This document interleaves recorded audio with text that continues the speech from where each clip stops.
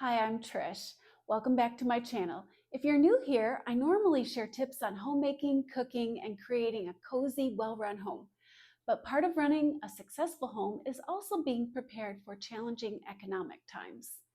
I'm not a financial expert, but over the last 20 years, I've learned some practical strategies that have helped my family stay secure and happy and well prepared. Not everything will work for everyone, but if you find something useful in what I have to say, take it and make it yours. Today, I'm going to show you 6 strategies that I've used to help prepare for economic downturn and recession. These may not be what financial experts would tell you, but it's what a housewife has done and has helped me through the tough times for a lot of years. My first tip, if you haven't already done this, is to create a deep pantry. This is extra food above and beyond what you're going to need for this week. We always want to be prepared for next Tuesday, but it isn't a bad idea to prepare for the next 3 months if that's a possibility. I always prefer to be realistic about what my family actually eats. If there's a dish that we love, such as hamburger helper or spaghettios, buy one extra of that meal when you're at the store this week and put it in your deep storage. If you can afford more than that, go ahead and do it. Stock up and find room wherever you can. You don't have to have a designated pantry for this. You can put it in a tote under the bed. And don't forget to stock your hygiene supplies like shampoo, toothpaste, hand soap, and toilet paper. You're going to feel much more secure during the downtimes and during economic hardship if you're ready with all the things that your family enjoys and is used to using. These things will give you comfort and it'll make it a lot more fun and easier to get through. If your insurance is tied to your job, make any health appointments that you're going to need in the coming year. Call this week and get on the schedule for routine screenings and prescription renewals. Make sure you renew your birth control, schedule a mammogram, and get your blood pressure medication. Don't forget teeth and eyes. Right now is the best time to update your glasses and get a dental cleaning, particularly if you're dependent on your employer for insurance. Most employer sponsored HSAs are fully funded at the beginning of the benefit year, so you'll want to use those before they potentially go away. Check to see if you can get 90-day prescription refills. Doing that will relieve a great deal of stress if a layoff is imminent. This is a weird one, but it helps to declutter your closets. Get rid of anything that you don't actually wear and it isn't relevant to your life right now.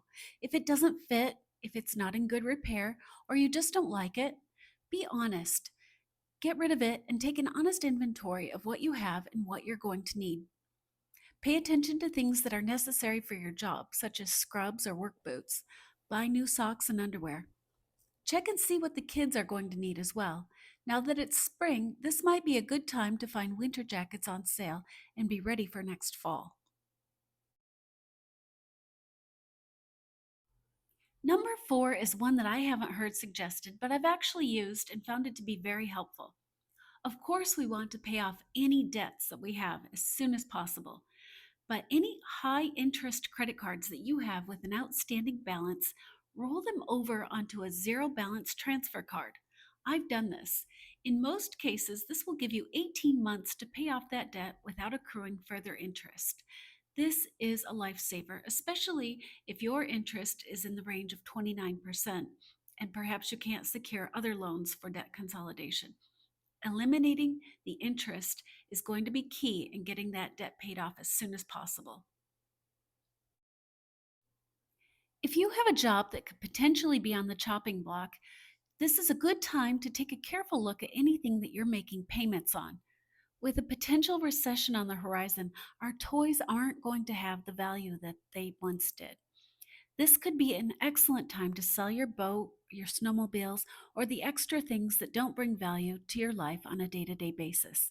Parting with the fun stuff is hard, but it's going to be so much easier if you do it on your own terms and timeline. Spring is the perfect time to sell a boat or RV. You can ask a fair price and use the money to build your cushion or pay off high interest debt.